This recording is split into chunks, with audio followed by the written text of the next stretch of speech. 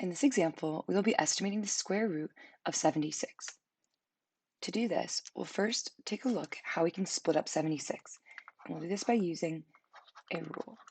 The square root of a times b is equal to the square root of a times the square root of b, where a and b are numbers that are multiplied inside of a square root, and this will be equal to those same numbers inside their own square roots that are multiplied by each other.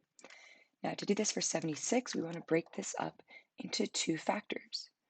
We can do this as 4 and 19. While there are other factors, 4 and 19 are the best choice because 4 is a perfect square.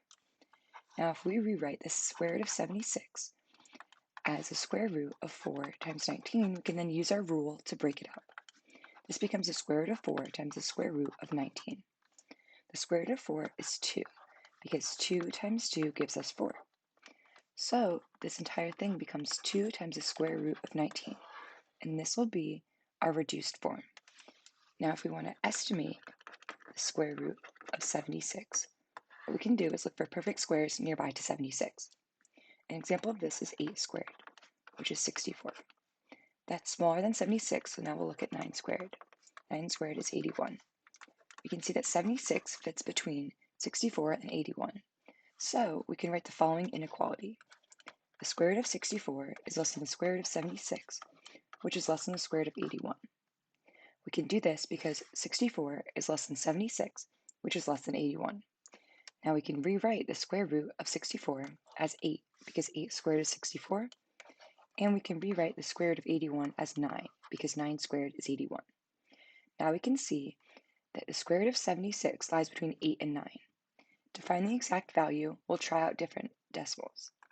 Let's try out 8.5 times 8.5. 5 times 5 is 25, carry the 2. 8 times 5 is 40, plus 2 is 42. We'll add our 0 and multiply our 8. 8 times 5 is 40, carry the 4. 8 times 8 is 64, plus 4 is 68. Now we add these up, we get 72.25. Now that's a lot smaller than 76, so we'll try other values. For instance, we can try 8.7 times 8.7. 7 times 7 is 49, carry the 4. 8 times 7 is 56, plus 4 is 60. Add our 0. 8 times 7 is 56, carry the 5. And then 8 times 8 is 64, plus 5 is 69. Now we add this up, and we get 75.69, which is very close to 76.